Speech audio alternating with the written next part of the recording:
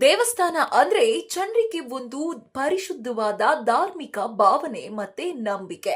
ಆದ್ರೆ ಇಲ್ಲೊಬ್ಬ ವ್ಯಕ್ತಿ ಪರಿಶುದ್ಧವಾದಂತಹ ದೇವಸ್ಥಾನದಲ್ಲೇ ಮಾಡಬಾರದ ಕೆಲಸವನ್ನ ಮಾಡಿದ್ದಾನೆ. ಹೌದು, ಪ್ರಸಿದ್ಧ ನಂಜನಗೂಡಿನ ಶ್ರೀ ಕಂಠೇಶ್ವರ ದೇವಸ್ಥಾನದಲ್ಲಿ ಮಾಂಸಾಹಾರ ಸೇವನೆ ಮಾಡಿದ್ದಾನೆ.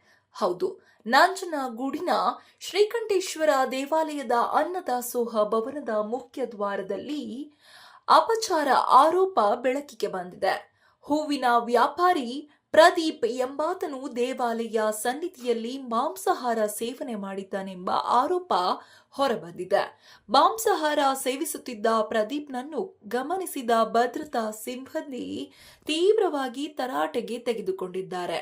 ಈ ಘಟನೆಗೆ ಸಂಬಂಧಿಸಿದ ವಿಡಿಯೋ ಇದೀಗ ಸಾಮಾಜಿಕ ಜಾಲತಾಣಗಳಲ್ಲಿ ವೈರಲ್ ಆಗಿದ್ದು, ಪವಿತ್ರ ದೇವಸ್ಥಾನದಲ್ಲಿ ಪವಿತ್ರ ಕ್ಷೇತ್ರದಲ್ಲಿ ನಡೆದ ಈ ಘಟನೆ ಭಕ್ತರಲ್ಲಿ ಆಕ್ರೋಶ ಮೂಡಿಸಿದೆ. ಅದೇನೇ ಇರಲಿ, ಅವರವರ ನಂಬಿಕೆ, ಅವರವರ ಭಕ್ತಿ ಅವರವರದ್ದು. ಇಂತಹ ಬೇರೆಯವರ ನಂಬಿಕೆಗೆ ಧಕ್ಕೆಯನ್ನ ಉಂಟು ಮಾಡುವ ಕೆಲಸ ಮಾಡೋರಿಗೆ ಸರಿಯಾದ ಶಿಕ್ಷೆಯಂತೂ ಆಗಲೇಬೇಕು.